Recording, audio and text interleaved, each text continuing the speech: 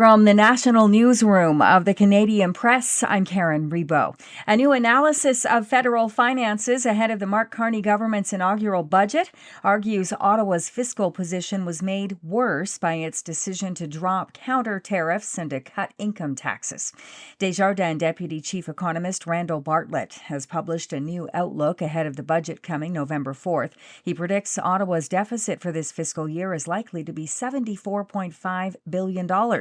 The 5 official candidates in the federal NDP leadership race will get a chance to sell themselves to a national audience tonight at the party's first leadership forum in Ottawa.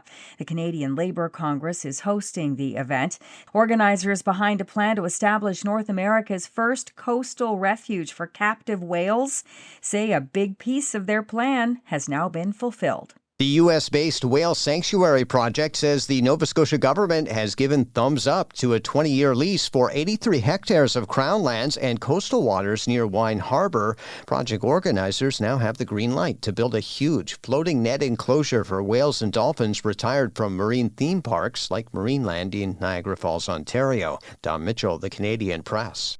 The spotlight is preparing to shift to the Alberta legislature as a province-wide teachers' strike lingers into its third week. Premier Danielle Smith's government is preparing to deliver its throne speech tomorrow to kick off the fall sitting, and Smith has signaled a bill is coming that would order the 51,000 teachers back to work. The Saskatchewan legislature gets back to work today, with Premier Scott Moe's Saskatchewan Party government set to deliver its throne speech. The world's most visited museum reopened this morning, 3 days after thieves forced open a window and stole French crown jewels in a brazen daylight heist at the Louvre in Paris.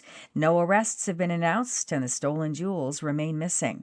And the wife of a British Columbia man says her husband's experience as a boxer likely saved his life in an attack early this month by a grizzly bear. Janice Pendry says her 63-year-old husband Joe was attacked while hunting elk in BC's East Kootenay region near Fort Steele. She says when a mother grizzly charged at him, Joe shot the animal in the leg, but it kept coming and grabbed him by the head and inflicted horrific injuries. Joe fought the grizzly off with punches to the nose and even bit its ear. I bit her in the ear, and she kind of was taken aback. The bear came at him again, and his head was in her mouth, and she tore his scalp off and did some major damage to his face. The bear ripped his lips off. They had to reconstruct those and his head. The bear did not hurt any of his organs. His injuries included losing a finger and suffering a broken nose, broken cheekbones, and breaks to both arms, too. This is the Canadian Press. In sports, the Toronto Raptors tip off a new NBA season tonight in Atlanta. They'll face the Hawks in one of 12 games on the schedule. Both teams failed to make the playoffs last season. Oklahoma City Thunder fans had a lot to celebrate last night. The team unveiled a championship banner and then beat ex-star Kevin Durant and the Houston Rockets 125-124 in double overtime. Hamilton, Ontario's Shai Gilgeous-Alexander, the reigning MVP, finished with 35 points. NHL action last night. Jack Hughes had a hat trick, and the New Jersey Devils skated past the Toronto Maple Leafs 5-2.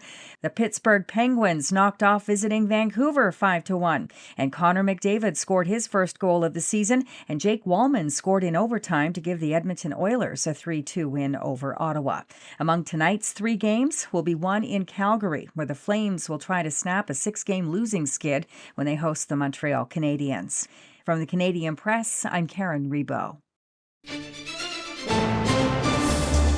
Thanks for listening. Don't forget to follow and subscribe. For more of today's top stories, visit thecanadianpressnews.ca.